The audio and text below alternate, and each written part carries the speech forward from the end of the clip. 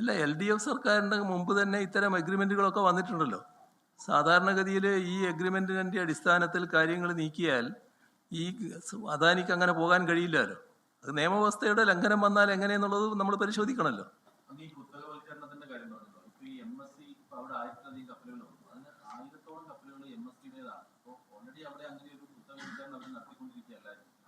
അത് സാധാരണഗതിയിൽ ടെർമിനൽ നോക്കിയാൽ ഇന്നത്തെ നിലയിൽ ഒരു ടെർമിനലാണല്ലോ നമ്മൾ നല്ല രീതിയിൽ വികസിപ്പിച്ചിട്ടുള്ളത്.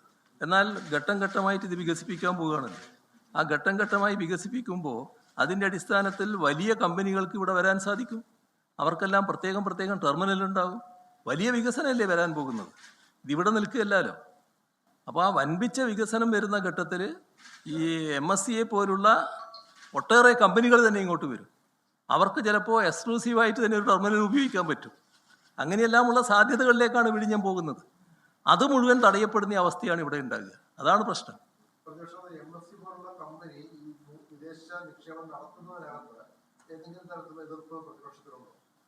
അല്ല, ഇവിടെ പ്രശ്നം അദാനി ഗ്രൂപ്പുമായിട്ടുള്ള കരാറാണ്. MSC നമ്മുടെ ചിത്രത്തിലില്ല. MSC ആയിട്ടുള്ള പ്രശ്നമല്ല ഇത് ഉന്നയിക്കുന്നത്. MSCക്കെതിരെ സർക്കാർ ഒരു കേസുണ്ടല്ലോ, അത് നിങ്ങൾക്കറിയാലോ. മറ്റേ അപകടം ഉണ്ടായതിനെ പറ്റിയുള്ള കേസ് നിലനിൽക്കുന്നുണ്ടല്ലോ. അത് നിലനിൽക്കുന്നതും അത് പരിഹാരം കാണേണ്ട കാര്യമാണ്, അത് വേറെ. പക്ഷെ അതിൻ്റെ ഭാഗമായിട്ടല്ല ഇത് പറയുന്നത് നമ്മുടെ വിഴിഞ്ഞം പോർട്ടിൻ്റെ കാര്യത്തിൽ നിയതമായ നിലപാടുകൾ മാത്രമേ സ്വീകരിച്ചു പോകാൻ പാടുള്ളൂ. അതിൽ നിന്ന് വ്യത്യസ്തത വരുന്നു, അതിനെയാണ് എതിർക്കുന്നത്.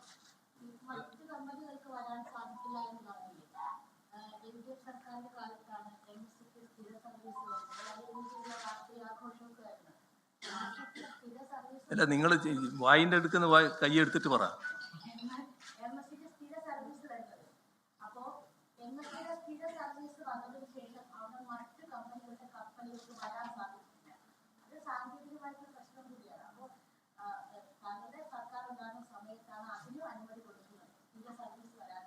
MSC കമ്പനിക്ക് കരാർ ഇവിടെ വരാൻ പാടില്ല എന്ന് ഞാൻ പറഞ്ഞിട്ടില്ല. എന്താണ് നിങ്ങൾ പറയുന്നത്? MSC കമ്പനി ഇപ്പോൾ വരട്ടെ, അവരുടെ കപ്പലുകൾ ഇവിടെ വരട്ടെ, നല്ലതുപോലെ വന്നോട്ടെ. പക്ഷേ നമ്മൾ കാണേണ്ടത് MSC കമ്പനി മാത്രമല്ല ലോകത്ത് വലിയ കപ്പൽ കമ്പനി. ലോകത്തുള്ള അത് ഞാൻ നേരത്തെ പറഞ്ഞല്ലോ, നമുക്കിപ്പോൾ ഉള്ള ടെർമിനൽ, വികസിപ്പിച്ച ടെർമിനൽ അത്രയേ ഉള്ളൂ. എന്നാൽ നമ്മൾ അവിടെ നിൽക്കാനല്ല പോകുന്നത്. ഭാവിയിൽ മറ്റ് ടെർമിനലുകൾ നമ്മൾ വികസിപ്പിക്കും.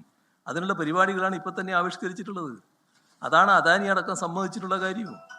അതിൽ നിന്ന് മാറിപ്പോകുന്ന കാര്യമാണ് ഞാൻ പറഞ്ഞത്.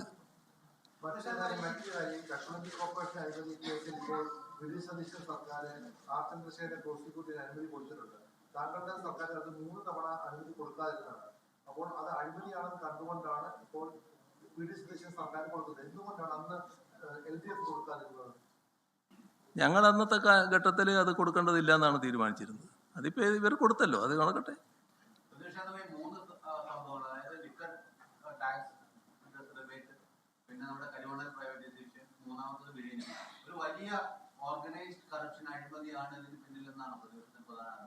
ഇതൊന്നും സതുദ്ദേശത്തോടെയുള്ളതാണെന്ന് കാണാൻ പറ്റില്ല.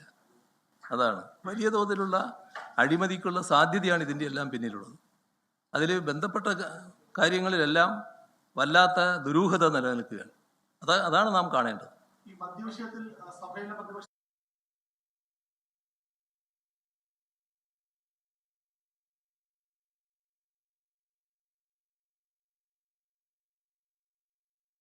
കഴിയില്ല എന്ന് ഇന്നലെ തന്നെ പറഞ്ഞു കഴിഞ്ഞിട്ടുണ്ട്. അംഗീകരിക്കാൻ കഴിയില്ല എന്ന് പറയുന്നതിൻ്റെ അർത്ഥം ഇതിനെതിരെയുള്ള ശക്തമായ നടപടികൾ പ്രതിപക്ഷത്തിന്റെ ഭാഗത്തുനിന്നുണ്ടാകുമെന്ന് തന്നെയാണ്. അതിന്റെ കാര്യങ്ങൾ മറ്റു തരത്തിൽ ആലോചിക്കും.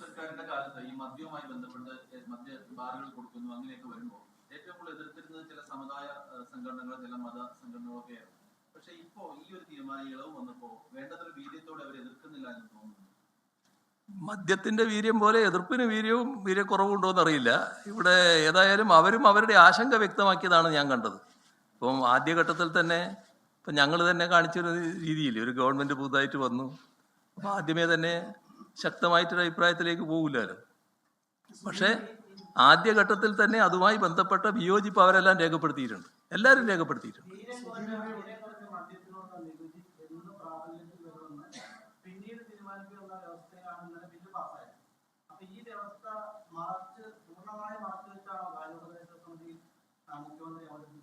എല്ലാ ഈ കാര്യോപദേശ സമിതിയുടെ മുന്നിൽ വന്നത് പ്രധാനപ്പെട്ട നികുതി നിർദ്ദേശങ്ങളൊന്നും ഇല്ല എന്നുള്ള മട്ടിൽ തന്നെയാണ്.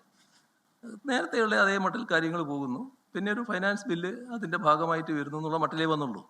പക്ഷേ നികുതി നിർദ്ദേശത്തിൻ്റെ കാര്യം പിന്നീടാണ് വരുന്നത്. ഈ കാര്യോപദേശ സമിതിയിൽ ധനബില്ല് വരുമ്പോൾ തന്നെ അധിക നികുതി ഉള്ളത് കൊണ്ടാണല്ലോ ധനബില്ല് വരേണ്ടത്. മാത്രമല്ല ഫ്ലോറിൽ ഈ സബ്ജക്ട് കമ്മിറ്റി വേവ് ചെയ്യുന്നതിന് വേണ്ടി ചട്ടം 142, 143 അനുസരിച്ചുള്ള വേവിംഗ് കൊടുക്കണമെന്ന് സ്പീക്കർ ഫ്ലോറിൽ പറഞ്ഞു. അപ്പോഴും പ്രതിപക്ഷം ഒന്നും അല്ല, അതായത് നേരത്തെ പറഞ്ഞ ധാരണയില്ലേ, അധിക നികുതി കാര്യങ്ങളൊന്നും ഇല്ല. അധിക നികുതി ഇല്ലാത്തതുകൊണ്ടല്ലേ കഴിഞ്ഞ തവണത്തെ കാര്യം ഞാൻ പറഞ്ഞില്ലേ, ഫൈനാൻസ് ബില്ല് സബ്ജക്ട് കമ്മിറ്റിക്ക് പോകാതിരുന്നത്. അപ്പോൾ അധിക നികുതിയൊന്നും വേറെ മറ്റൊന്നും വരാനില്ല. നേരത്തെ ഉള്ളതിൽ ഞങ്ങൾ വലിയ മാറ്റങ്ങളൊന്നും ഉണ്ടാക്കുന്നില്ല എന്നാണ് ഞങ്ങളെടുത്ത് പറയുന്നത്. അതുമായി ബന്ധപ്പെട്ട് ഞങ്ങൾ യോജിക്കുകയാണ് ചെയ്തത്. അതെ, ആ സമയത്തും ഇത്തരത്തിൽ അല്ലല്ല, ധനവിനിയോഗ ബില്ലിന്റെ കാര്യത്തിൽ ഞങ്ങൾ കൃത്യമായ അഭിപ്രായം രേഖപ്പെടുത്തിയല്ലോ നേരത്തെ തന്നെ. ഈ കാര്യം വരുന്നില്ല എന്നല്ലേ എന്നാ പറഞ്ഞത്? അതല്ലേ ഞങ്ങൾ ഇതിന്റെ തുറ നടപടി.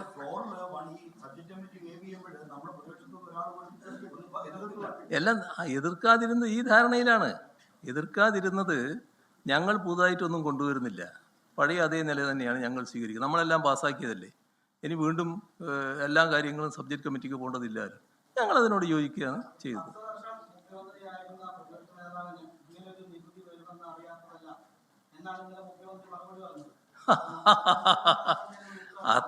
അത്രമാത്രം പിന്നെ മറ്റേ ഈ സാധാരണഗതിയിൽ നിന്ന് വ്യത്യസ്തമായ ശക്തി എനിക്കില്ല ഈ കാര്യങ്ങൾ മനസ്സിലാക്കാൻ. കാരണം ഇങ്ങനെയൊരു ഒളിച്ചു വെച്ച കാര്യം വരാനിടയുണ്ട് എന്ന് മനസ്സിലാക്കാൻ എനിക്ക് കഴിയില്ല.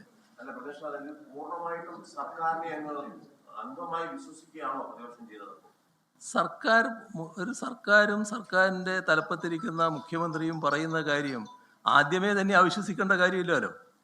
നമ്മൾ ഓരോന്നും അനുഭവത്തിന്റെ അടിസ്ഥാനത്തിൽ എടുക്കുക.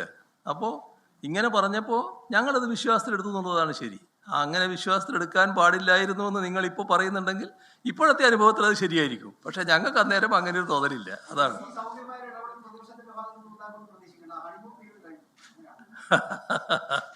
അതെല്ലാം കാലത്തെ ആശ്രയിച്ച് നിൽക്കുന്നതാണല്ലോ. ഏതായാലും 2-3 മാസം ഞങ്ങൾ പ്രത്യേക പ്രശ്നങ്ങളൊന്നും ഇല്ലാതെ പോകണം എന്നായിരുന്നു ആഗ്രഹിച്ചത്.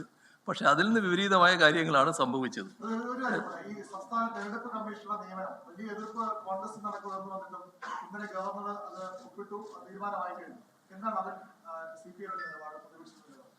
അല്ല, ഞങ്ങൾക്കതിൽ പ്രത്യേക നിലപാടിന്റെ കാര്യമൊന്നുമില്ല.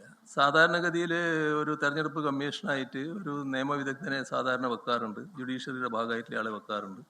ഞങ്ങളൊരാളെ നിർദ്ദേശിച്ചതായിരുന്നു ജുഡീഷ്യറിയുടെ ഭാഗമായിട്ട് തന്നെയുള്ള. അത് ഗവർണർ പ്രത്യേകമായ കാരണങ്ങളാൽ, എന്താ കാരണമെന്ന് ഒരു തരത്തിലും വ്യക്തമല്ല, തീർത്തും ദുരൂഹമായിട്ട് തന്നെ. പ്രതിപക്ഷ നേതാവ് പിണറായി വിജയൻ മാധ്യമങ്ങളോട് കാര്യങ്ങൾ വിശദീകരിക്കുകയായിരുന്നു. അതിൽ ഏറ്റവും പ്രധാനപ്പെട്ട കാര്യം അദാനിയുടെ ഓഹരി വിൽപ്പനയുമായി ബന്ധപ്പെട്ട കാര്യങ്ങൾ നിരവധി സംശയങ്ങൾ ഉയർന്നു വരുന്നു എന്നതാണ് പ്രതിപക്ഷത്തിന്റെ ആരോപണം. ഇതിൽ സർക്കാരുമായി ഉണ്ടാക്കിയ കൺസ്ട്രക്ഷൻ അഗ്രിമെന്റിലെ പ്രധാനപ്പെട്ട വ്യവസ്ഥകൾ ലംഘിച്ചിരിക്കുന്നു. ഇത്തരമൊരു ഓഹരി കൈമാറ്റത്തിന് മുൻപ് സർക്കാരിന്റെ മുൻകൂർ അനുമതി ആവശ്യമായിരുന്നു. അത് നൽകിയിട്ടുണ്ടോ? ഈ കാര്യത്തിൽ ആരാണ് ഒളിച്ചു കളിക്കുന്നത് എന്നതാണ് പ്രതിപക്ഷത്തിന്റെ ചോദ്യം. ഈ കാര്യങ്ങളിൽ മുഖ്യമന്ത്രി ഇന്നലെ സഭയിൽ പറഞ്ഞതുപോലെയല്ല. തുറമുഖ വകുപ്പ് കൈകാര്യം ചെയ്യുന്ന വ്യക്തി എന്ന നിലയിൽ മുഖ്യമന്ത്രി വി ഡി സതീശൻ ഈ കാര്യങ്ങളിൽ കുറെ കൂടി വ്യക്തത വരുത്തേണ്ടതുണ്ട്. കേരളത്തിന്റെ പൊതുസമൂഹത്തിന് മുന്നിൽ ഈ കാര്യങ്ങൾ തുറന്നു പറയാൻ തയ്യാറാകണം എന്നാണ് പ്രതിപക്ഷ നേതാവ് പിണറായി വിജയൻ ഇപ്പോൾ പറഞ്ഞിരിക്കുന്നത്.